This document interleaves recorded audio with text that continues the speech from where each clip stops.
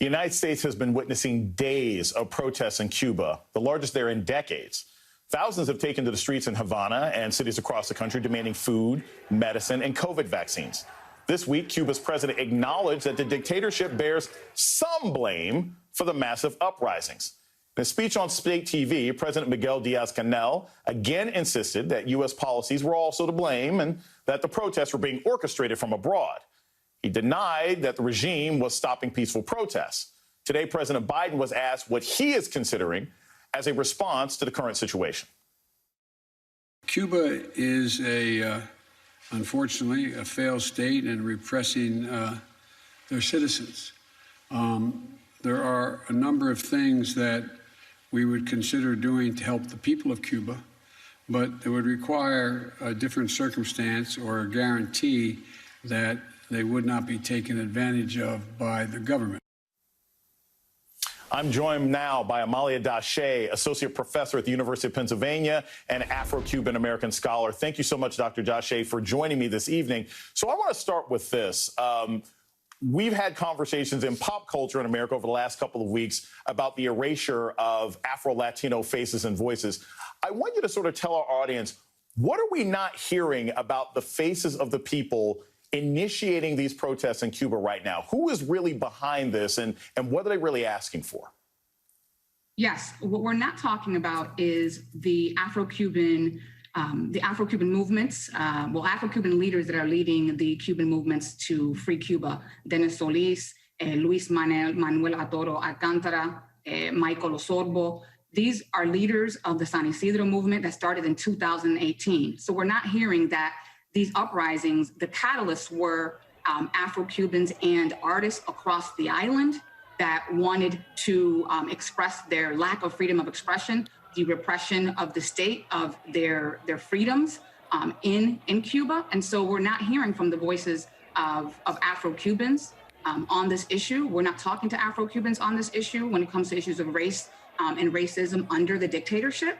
And we're focusing on things like the external embargo instead of focusing on things like the internal embargo, or what we call the internal blockade of food and medicine, like the COVID vaccines, for example, because Cuba is not allowing COVID vaccines to come in through the COVAX program that UNICEF offers for free. They're blocking medicine and they're blocking food. In the United States, I think all too often, the discussion of Cuba is always sort of, it's pretty much just in the hands of white Cubans. We hear from Marco Rubio, we hear from Ted Cruz. Who are some activists and organizers, perhaps in Florida, who have been talking about the issues in Cuba for years that have been either marginalized or we haven't really heard their voices so much that may have initiated or enlightened us as to where this protest was going to come from? Well, in Cuba, not necessarily in the United States, are Afro-Cubans arguing about issues of race. For example, there are activists in Cuba who are speaking out about this issue. Again, the San Isidro movements, the Patria Vida movement. Patria Vida is the reggaeton artists that are in the United States and in Cuba, pushing the issue of repression. And this is what they're rapping about. This is what the hip hop lyrics are about. Patria Vida is homeland or life.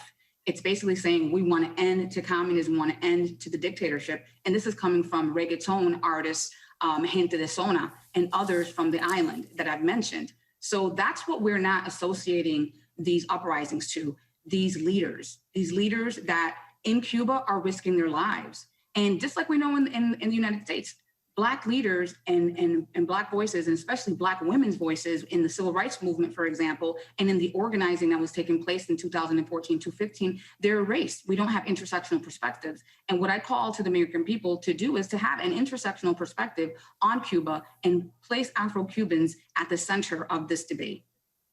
So your family, you are from Cuba. Your family came over on the boat lifts in the 1980s. And one of the things that I think is really interesting is that the way Cuba is discussed in the United States is usually it's sort of a rallying cry for the far right or the far left. On the far right, it's like, oh, it's terrible, they're evil, they're communists. And then on the left, it's like, oh, Cuba is this amazing place where there's free healthcare and racism doesn't exist.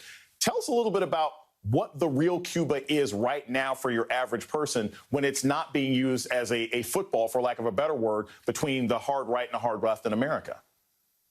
Yeah, well, just really quick, this is a quick history point that will address this issue.